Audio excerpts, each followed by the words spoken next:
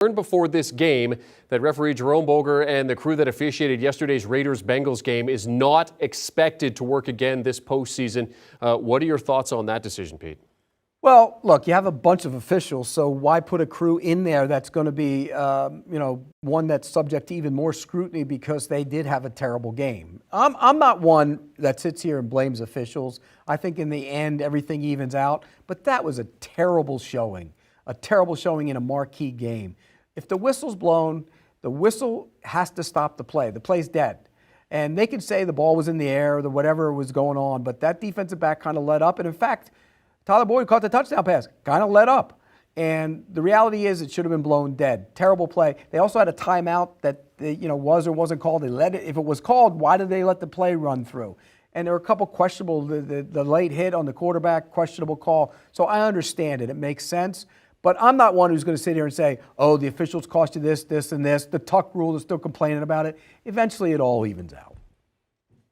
Pete, when you look at the officials, I'm kind of the same mindset as you, even being in the business of trusting the officials to make the right call with money at stake. The biggest question I have in the wake of what we saw yesterday in that Bengals game, and I'll throw it back to you on this, why does the NFL feel a need to take these all-star crews rather than grading crews on a full season body of work and keeping guys together that have worked with one another throughout the course of the regular season instead of playing mix and match? I get it in Major League Baseball where guys can operate in a vacuum and you're talking about a home plate umpire, first, second, and third, and other umpires down both lines. But at the same time in the NFL, so much of it is chemistry, in my opinion, and these guys knowing the tendencies of one another. I feel like it's a fail from the NFL, not just grading crews on their collective body of work, rather than trying to patchwork together a crew that's going to officiate some of the biggest games of the year. Great point there, Todd. And maybe one of the things the NFL looks at is making it reviewable. That's part of it, right? You couldn't review it. Maybe you make it reviewable and then, Oh, it'll be reviewable next year. That's how the NFL operates. They see a mistake, they'll fix it, they'll make it reviewable next year. Yeah. I'm with Todd.